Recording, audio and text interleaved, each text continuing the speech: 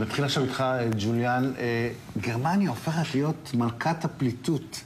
זה קורה כי מה? כי היא הכי עשירה או כי היא מגלה פתיחות עקב? קודם כל זה קורה כי היא מקבלת את רוב הבקשות. צריך להבין את זה. למה? אני שואל למה. היא מקבלת עד סוף השנה 800,000 בקשות. כי כן, היא המדינה הכי חזקה באירופה. היא המדינה הכי עשירה באירופה.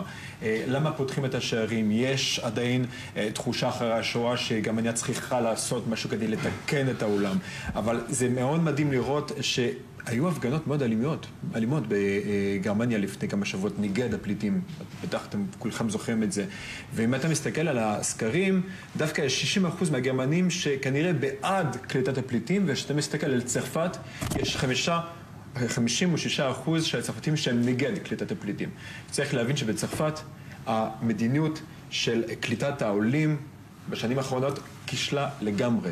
אז אולי כן גרמניה היא דוגמה נכונה וטובה לקליטת העולים. תוכל לעמוד ולקבל כל כך הרבה פליטים? כל הפליטים לא, אבל באמת שגרמניה מדינה חזקה, מדינה שיכולה לקלוט פליטים. בצרפת הבעיה היא לגמרי אחרת. כן, באנגליה גם, אסלאם, זאת אומרת, המון מוסלמים שהתחילו, נכון? מה שמעניין לראות שעד עכשיו באירופה, במיוחד כאילו בגרמניה, בצרפת, באנגליה, דיברו על העולים ועל המהגרים עד עכשיו רק כשזה היה קשור לטרור, לאלימות ולדברים כאלה. ופתאום, בגלל תמונה אחת של ילד, תמונה מזעזעת, של ילד על חוף, פתאום כולם מתעוררים, כולם מסתכלים על הפליטים בצורה אנושית. זה מדהים לראות את זה. ועל דעתך, ישראל מוצאת הלוא הם מדלגים על אוסטריה, הם מדלגים על צרפת, כמו שאתה אומר. ישראל היא אופציה מבחינתה בכלל? ישראל היא אופציה, אבל אני חושב שהסכנה הכי גדולה של כל המשבר הזה, גם בשביל ישראל וגם בשביל אירופה, זה הימין הקיצוני שדיברתם עליו מקודם, כי אם אתה מסתכל לדוגמה על אירופה, המשבר הזהות עד עכשיו, הימין הקיצוני תמיד אמר שצריך להחזיר את הגבולות בתוך אירופה.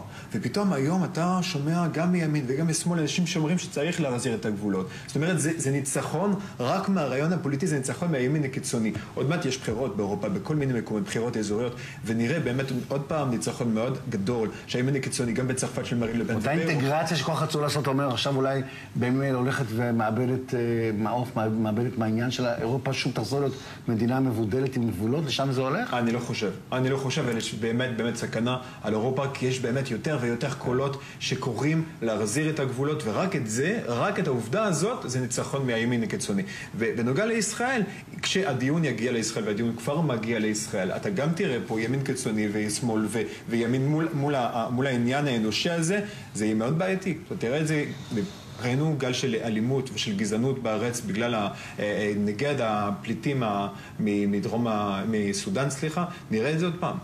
את יודעת, את הזכרת קודם את הפליטים שקלט מנחם בגין מווייטנאם, אני זוכרת גם אצלנו בכיתה היו ילדים שהגיעו, אגב מיד עברתו את שמותיהם, דנה, אלה היו השמות שנתנו לילדים הווייטנאמים, אבל א' דובר אז על כמות הרבה יותר קטנה, ובית ישראל לא הייתה במצב כל כך קשה של אחרי הגירה מאוד גדולה, שלא נקלטה טוב, על יהודי אתיופיה, רוסיה, וכמובן מבקשי המקלט הנוכחיים. אין ספק, אורלי, שאת צודקת, שהנסיבות הן שונות. הדוגמה שאני השתמשתי בה הייתה כדי להראות שצריכה להיות חמלה יהודית, והחמלה היהודית לא יכולה להתייחס ליהודים בלבד, זה גם לא יהודי וגם לא אנושי.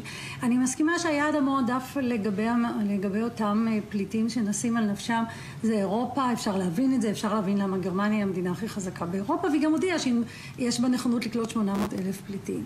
ישראל היא בוודאי לא היעד המועדף, לא שלהם, בוודאי שלא, ואפילו גם לא מדינות ערב. זאת אומרת, אני בעד שמדינות ערב יגידו שהם מוכנים לקלוט פליטים, אבל היעד הוא אירופה.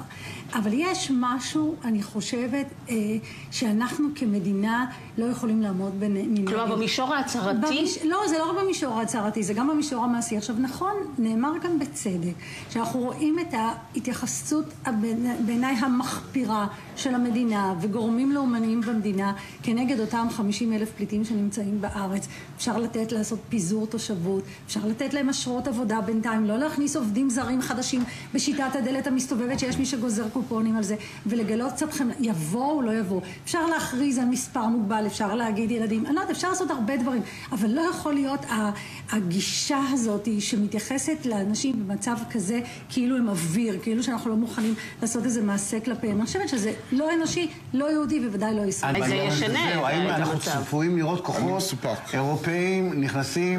או ישראלים, אולי בזה מדינת ישראל צריכה להוביל. עוד שאלה, למה אירופה ולמה הקהילה הבינלאומית ולמה ישראל לא התמודדו גם עם התמונות הקשות שראינו מדאעש עד עכשיו, של נוצחים, של אומרים שזרקו מגגות, של נוצחים שחיסלו ושהרגו ברחובות? למה?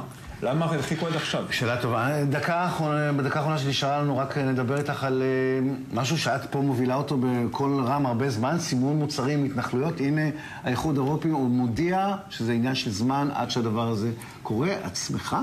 זה בכלל עניין של שמחה. אני מנהלת מאבק פוליטי-מדיני לעשות הבחנה בין ישראל הריבונית והלגיטימית לבין ההתנחלויות והכיבוש. אירופה מאיימת על מדינת ישראל מזה זמן לא לרכוש מוצרים מההתנחלויות או לסמן מוצרים מההתנחלויות. ואני חושבת שהציבור בישראל צריך להבין את המשמעות, את המחיר שמדינת ישראל משלמת על הכיבוש ולהתנחלויות. ואולי זה יתחיל לשנות את העמדה של קובעי המדיניות בעניין הזה. את באמת מאמינה שזה... אני תמיד מאמינה, כי אחרת לא הייתי יכולה לעשות את מה שאני עושה. אז אני מאמינה שעוד קצת ועוד קצת ומאוד כיוון ובסוף ננצח. אתה מאמין שאלה מתי? הסימון מוצרים הזה אכן הולך לקרות? כן. הולך לקרות. כן, בוודאות. למה אתה חושב? חברות, חברים, תודה רבה.